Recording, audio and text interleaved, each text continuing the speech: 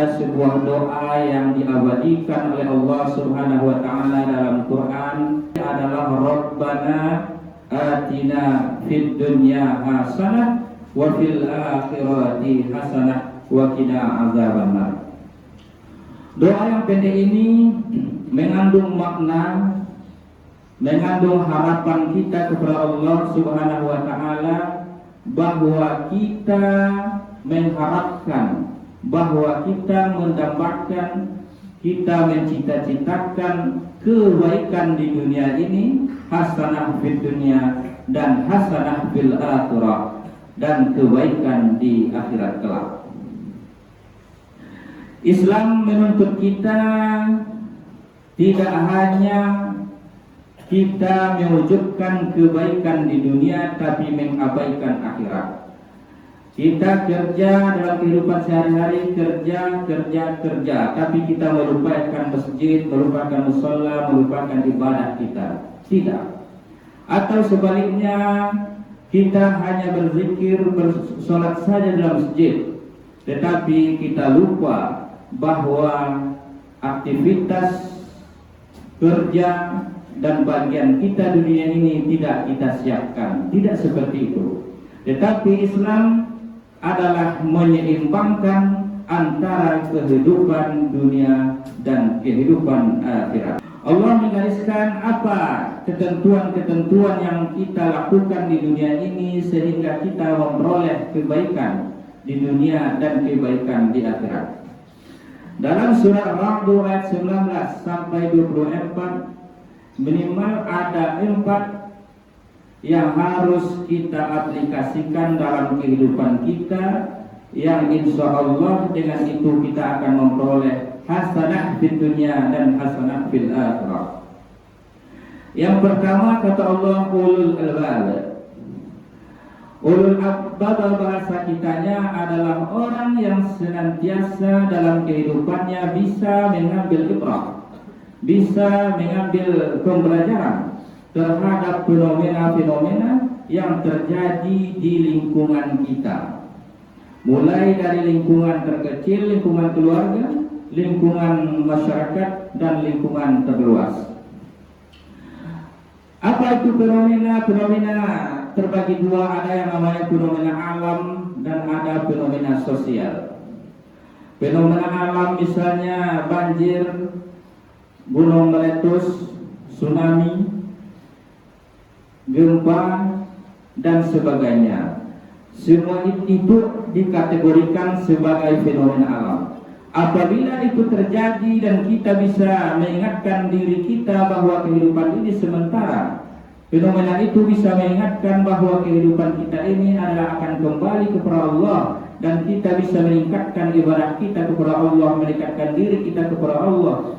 Dengan terjadinya fenomena itu, maka itulah yang dikatakan oleh Allah sebagai ulul albab, orang yang bisa mengambil ibrah dalam kehidupan ini.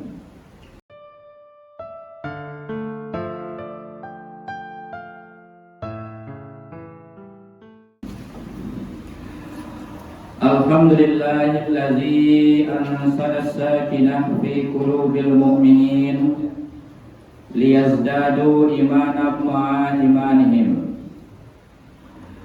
Asyhadu an la ilaha illallah wa asyhadu anna sayyidana Muhammadan abduhu wa rasuluh sallallahu alaihi wasallam la nabiyya ba'da. Qala Allah Ta'ala fil Qur'anil Karim fi suratil Baqarah, Rabbana atina fid dunya hasanah wa fil akhirati hasanah wa qina adzabannar. Wa ya ibadallah, usikum fariyaya bittaqwallah faqad fazal muttaqun. Ittaqullah haitsuma kunta watbi'is sayyiati tambuha wa khaliqin nas bi khuluqin hasan. Pertama, kita kembali memperbaharui rasa syukur kita kepada Allah Subhanahu wa taala karena bagaimanapun kita bisa hadir di ruangan masjid ini pada siang hari ini tentu tidak terlepas dari campur tangan Allah Subhanahu wa taala. Kita manusia ini, kita makhluk ini sifatnya dhaif, sifatnya lemah. Tentu kita manusia ini yang lemah ini tidak akan bisa melakukan kegiatan apapun, tidak akan bisa melakukan aktivitas apapun tanpa campur tangan yang qawi, tanpa campur tangan yang maha kuasa. Sebut saja hari ini campur tangan Allah yang Allah berikan kepada kita kesehatan, kesempatan, keimanan dan ketakwaan yang masih menghunjam dalam hati sanubari kita masing-masing. Seandainya nikmat yang banyak ini, kata Allah, wa in ta'uddu ni'mati la tuhsuha, jika kamu coba menghitungnya pasti tidak akan bisa kita menghitungnya. Artinya apa? Bahwa dari segi kualitas dan kuantitas nikmat yang Allah berikan kepada kita cukuplah sangat besar pengaruhnya dalam kehidupan kita. Seandainya satu saja nikmat itu Allah cabut dari fisik kita, dari hati kita, pada kesempatan kali ini kemungkinan besar kita tidak akan berada di masjid ini pada kesempatan ini. Misalnya nikmat kesehatan. Kalau Allah cabut kesehatan ini dari fisik kita, mungkin kita akan terbaring hari ini di rumah, bahkan dirawat di rumah sakit. Tapi Allah masih menitipkan berbagai nikmat-nikmat tersebut kepada kita semuanya. Allah tidak menyuruh kita menggantinya, Allah tidak menyuruh kita membayarnya, tetapi yang Allah perintahkan kepada kita adalah mensyukurinya. Lain syakartum la azidannakum, jika kamu syukuri pasti akan aku tambah, kata Allah. Kesehatan yang Allah titipkan kepada kita, kita sehat, kita syukuri, akan bertambah sehat kita. Harta yang Allah titipkan kepada kita hari ini, kalau kita syukuri, akan Allah tambah semakin banyak lagi, dan seterusnya. Wa in kafartum wa in syakartum la azidannakum wa la in kafartum inna azabi lasadid, dan jika kita kufuri, tidak kita mensyukurinya, bahkan kita melakukan pembangkangan kepada Allah, maka ingatlah azab Allah Subhanahu wa taala sangatlah pedih. Cara kita mensyukurinya salah satunya yaitu dengan selalu mengucapkan alhamdulillahirabbil alamin. Selanjutnya salawat dan salam kepada baginda Rasulullah Muhammad sallallahu alaihi wasallam dengan ucapan Allahumma shalli ala sayyidina Muhammad wa ala ali Muhammad sallallahu alaihi wasallam. Semoga salawat dan salam yang kita ucapkan kiranya Allah sampaikan kepada baginda Rasulullah Muhammad sallallahu alaihi wasallam. Pertanyaannya, apakah salawat yang kita ucapkan itu gunanya untuk Rasulullah? Apakah salawat yang kita kirimkan itu hikmahnya untuk baginda Rasulullah sallallahu alaihi wasallam? Maka jawabannya tentu tidak.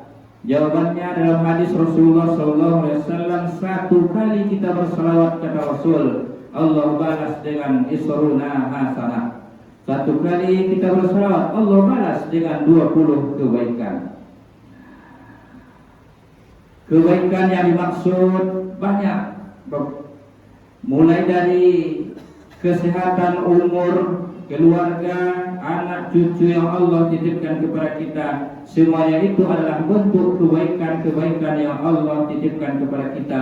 Salah satu memperolehnya adalah dengan memperbanyak salawat kepada baginda Rasulullah Muhammad sallallahu alaihi wasallam. Masyarakat muslimin rahimakumullah, pada kesempatan ini khatib juga tidak lupa mengingatkan diri pribadi dan jamaah sekalian untuk selalu meningkatkan ibadah atau ketakwaan kita kepada Allah Subhanahu wa taala. Hendaknya keimanan kita, ketakwaan kita seiring bergantinya hari, minggu, bulan, bahkan tahun, hendaknya juga keimanan dan ketakwaan kita akan semakin baik, baik dari segi kualitas maupun dari segi kuantitasnya. Masyaallah muslimin rahimakumullah, pada kesempatan yang relatif singkat ini kita lihat ada sebuah doa yang diabadikan oleh Allah Subhanahu wa taala dalam Quran surat Al-Baqarah 102. Doa ini relatif singkat. Saya yakin dan percaya semua kita insya Allah hafal dengan doa ini. Saking seringnya kita baca, biasanya setelah kita melaksanakan sholat selalu kita bacakan doa ini, saking pentingnya sehingga orang menyebutnya doa kebaikan atau doa pamungkas, yang mana bunyi doa ini seperti yang dibacakan khatib di awal khutbah tadi adalah Rabbana atina fid dunya hasanah wa fil akhirati hasanah wa qina azabannar. Doa yang pendek ini mengandung makna, mengandung harapan kita kepada Allah Subhanahu wa taala, bahwa kita mengharapkan, bahwa kita mendapatkan, kita mencita-citakan kebaikan di dunia ini, hasanah fid dunya dan hasanah fil akhirah, dan kebaikan di akhirat kelak. Islam menuntut kita tidak hanya kita mewujudkan kebaikan di dunia tapi mengabaikan akhirat. Kita kerja dalam kehidupan sehari-hari, kerja, tapi kita melupakan masjid, melupakan mushola, melupakan ibadah kita. Tidak. Atau sebaliknya, kita hanya berzikir, bersolat saja dalam masjid, tetapi kita lupa bahwa aktivitas kerja dan bagian kita dunia ini tidak kita siapkan. Tidak seperti itu. Tetapi Islam adalah menyeimbangkan antara kehidupan dunia dan kehidupan akhirat. Untuk memperoleh kebaikan di dunia dan akhirat, salah satu caranya adalah dengan doa tadi.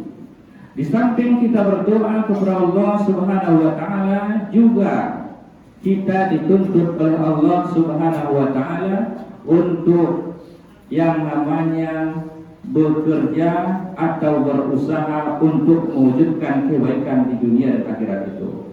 Allah berfirman dalam Al-Quran, Innallaha la yughayyiru ma biqaumin hatta yughayyiru ma bi anfusikum. Allah tidak merubah keadaan, Allah tidak merubah nasib suatu golongan, suatu kaum, sehingga kita sendiri yang terlebih dahulu merubah keadaan kita.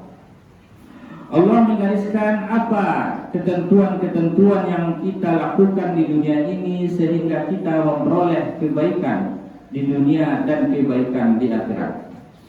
Dalam surah Ar-Ra'd ayat 19 sampai 24, minimal ada 4 yang harus kita aplikasikan dalam kehidupan kita, yang insya Allah dengan itu kita akan memperoleh hasanah fid dunya dan hasanah fil akhirah.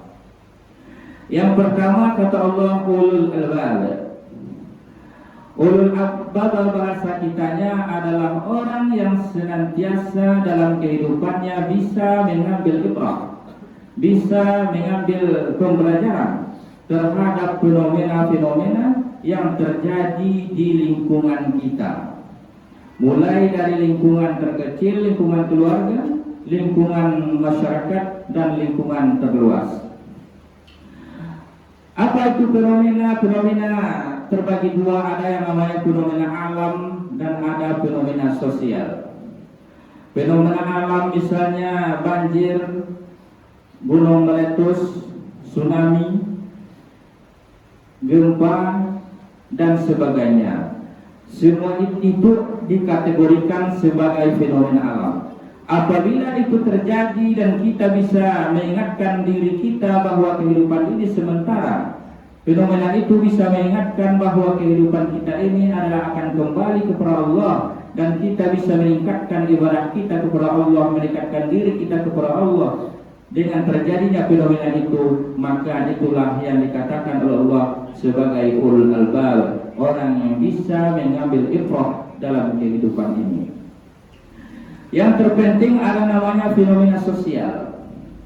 Fenomena sosial hari ini yang terjadi di lingkungan kita, dia terjadi di lingkungan kita. Mungkin terjadi di lingkungan kita, tetapi kita tidak bisa mengetahuinya, tidak bisa mendeteksinya. Kalau banjir terjadi, jelas barangnya kita dilihat, bisa kita saksikan, nanti lama-lama dia surut. Tetapi kalau fenomena sosial, dia bisa terjadi di lingkungan kita, tapi terkadang kita tidak bisa mendeteksinya. Misalnya kenakalan remaja hari ini yang sangat bebas. Tawuran ada di mana-mana, pertengkaran, perkelahian, judi, baik judi offline dan judi online. Hari ini judi online, ya kalau dulu kita kenal judi, orang melakukannya di suatu tempat, orang berkumpul-kumpul di sana, dia main taruhan, siapa yang menang mendapatkan. Itu dulu. Kalau judi yang seperti ini, dia biasanya mencari tempat yang sepi, yang tidak bisa dipantau oleh orang. Ini kalau judi yang seperti ini bisa dideteksi, bahkan bisa diawasi oleh aparat penegak hukum. Ada satu lagi bentuknya namanya judi online. Hari ini sarananya ada di tangan kita masing-masing, yaitu HP. Anak cucu kita belikan, kita fasilitasi. Ketika kita tidak bisa mengontrolnya, mengawasinya, maka sangat dikhawatirkan HP yang dimiliki tadi akan penyalahgunaan, salah satunya dengan judi yang namanya judi online. Siapa yang bisa mengawasi? Tidak ada jaminan yang bisa mengawasi.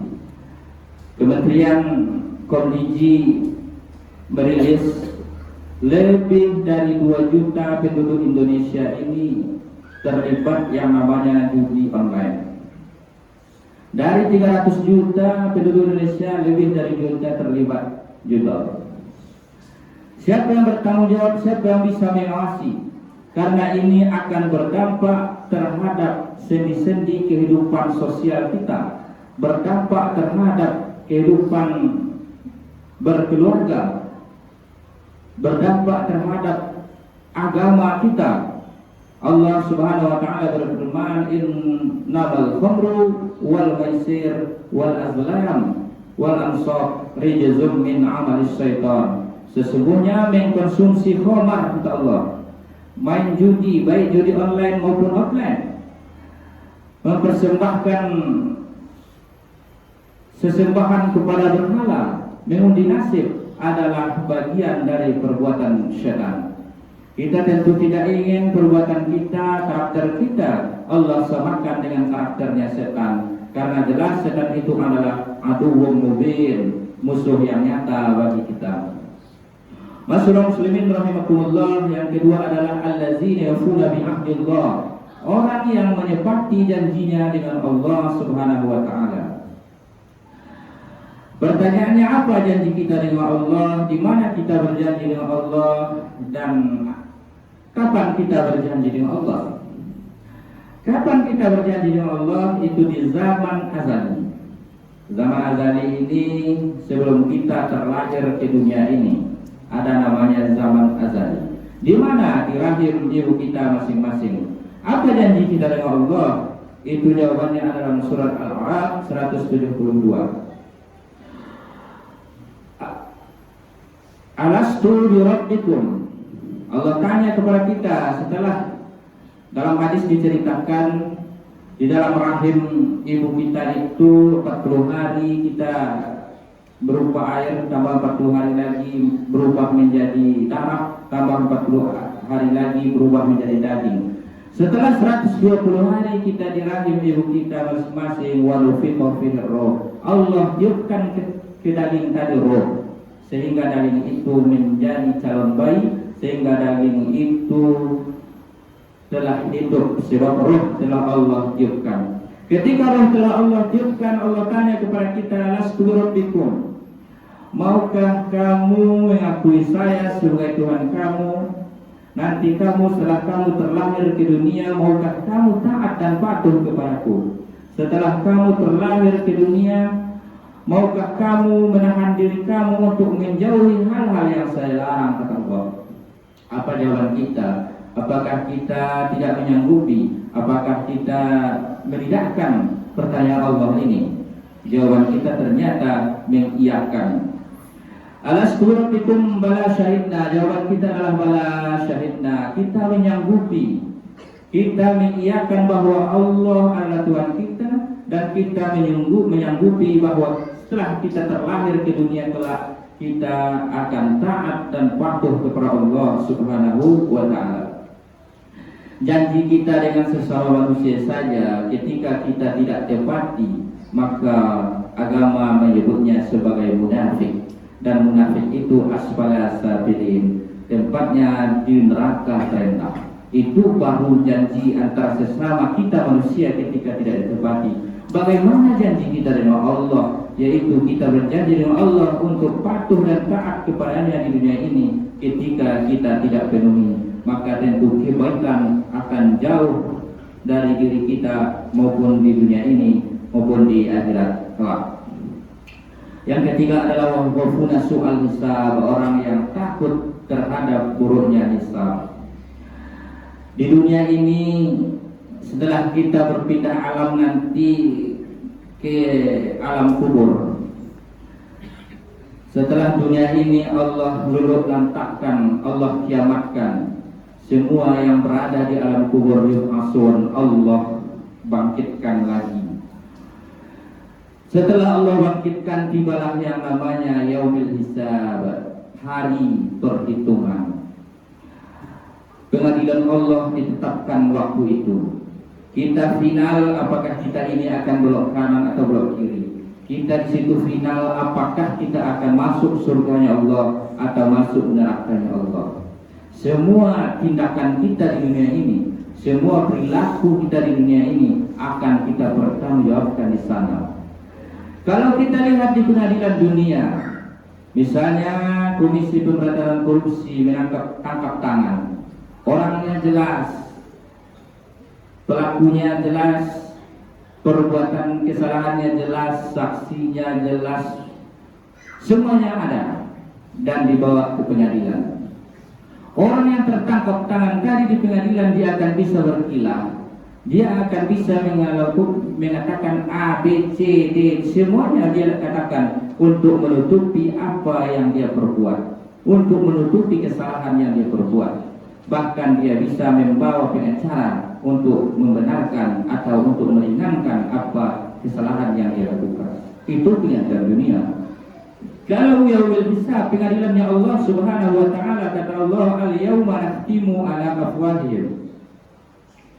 Pada hari itu, kata Allah, Allah bungkam mulut kita. Mulut kita yang berbicara ini tidak bisa berkata apa-apa lagi. Mulut kita yang bicara ini tidak bisa memberikan keterangan apapun. Terus apa yang memberikan keterangan? Al-yawma nakhtimu ala afwahihim wa tukallimuna aydihim. Yang memberikan keterangan waktu itu adalah tangan kita masing-masing. Tangannya akan mengakui, tangannya akan bicara, sebab tangan ini terlibat pada semua aktivitas yang kita lakukan di dunia ini. Wa tashhadu arjuluhum, dan yang menyaksikan adalah tangan, yang menyaksikan adalah kaki kita masing-masing.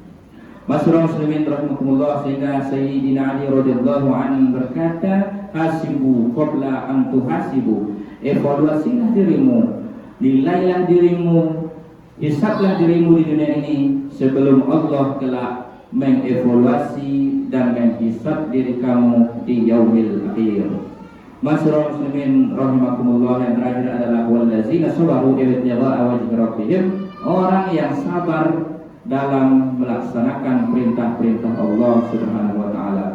Apapun perintah yang Allah perintahkan kepada kita, baik itu ibadah-ibadah mahdhah maupun ibadah ghairu mahdhah, semuanya butuh kesabaran. Puasa Ramadan yang kita lakukan hari ini sudah hampir 1 bulan. Kita menahan dari terbitnya fajar sampai terbenamnya matahari. Kita tahan semuanya apa yang membatalkan ibadah puasa itu. Kalau kita tidak memiliki kesabaran, kalau kita tidak memiliki rasa atau kemampuan menahan diri, mungkin siang hari kita sudah makan dan minum. Tetapi kita sabar bahwa kita tunggu waktunya berbuka baru kita makan dan minum. Semua itu adalah dengan kesabaran yang kita miliki. Sabar itu adalah suatu mutiara, suatu yang sangat besar harganya ketika kita miliki. Makanya Allah berkata, innallaha ma'as-sabirin, sesungguhnya Allah itu beserta orang yang sabar, orang yang memiliki pengendalian diri yang baik. Masyarakat muslimin rahimakumullah, inilah yang bisa disampaikan, semoga bermanfaat baik bagi diri pribadi khatib sendiri maupun untuk jamaah sekalian. Fa'tabiru ya ulil absar la'allakum turhamun.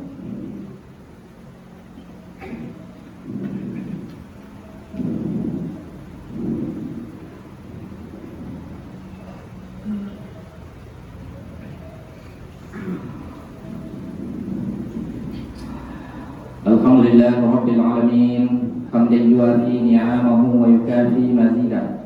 Ya Rabbana lakal hamdu kama yanbaghi li jalali wajhikal karim wa azim sultanik. Allahumma salli ala Muhammad wa ala ali Muhammad. Wallahu ta'ala fil Qur'anil karim, a'udzu billahi minasy syaithanir rajim. Bismillahirrahmanirrahim. Wal 'asr innal insana lafi khusr illa allazina amanu wa 'amilus shalihati wa tawassaw bil haqqi wa tawassaw bis sabr. Wa ya ibadallah, usikum fa iyaya bittaqwallah faqad fazal muttaqun. Ittaqullah ittaqullah ittaqullah haitsu ma kunta wa bi'as sayyiati tamhuha wa khaliqin nas bi khuluqin hasan. Allahumma shalli ala Muhammad wa ala ali Muhammad kama shallaita ala Ibrahim wa ala ali Ibrahim wa barik ala Muhammad wa ala ali Muhammad kama barakta ala Ibrahim wa ala ali Ibrahim fil alamin innaka Hamidum Majid. Allahumma ighfir lil muslimin wal muslimat wal mu'minin wal mu'minat al-ahya'i minhum wal amwat bi rahmatika ya arhamar rahimin. Ya arhamar rahimin, irhamna fa innaka khairur rahimin, warzuqna fa innaka khairur raziqin, wahdina ya Allah fa innaka khairul muhtadin.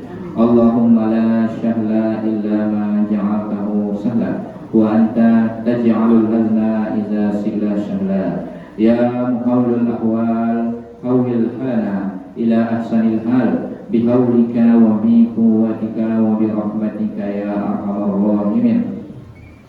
Allahumma ansurna wa ikhwanina fi Palestin wa fi kulli makan. Allahumma ansurna ikhwanina wa mujahidina fi Palestin wa fi kulli makan. Allahumma ansurna ikhwanina wa mujahidina fi Palestin wa fi kulli makan. Rabbana zalamna anfusana wa illam taghfir lana wa tarhamna lanakunanna minal khasirin. Rabbana atina fid dunya hasanah wa fil akhirati hasanah wa qina azabannar. Ibadallah, innallaha ya'muru bil 'adli wal ihsani wa ita'i dzil qurba wa yanha 'anil fahsya'i wal munkari wal baghi ya'izukum la'allakum tadhakkarun wa la dzikrullahi akbar. Qimus shalah.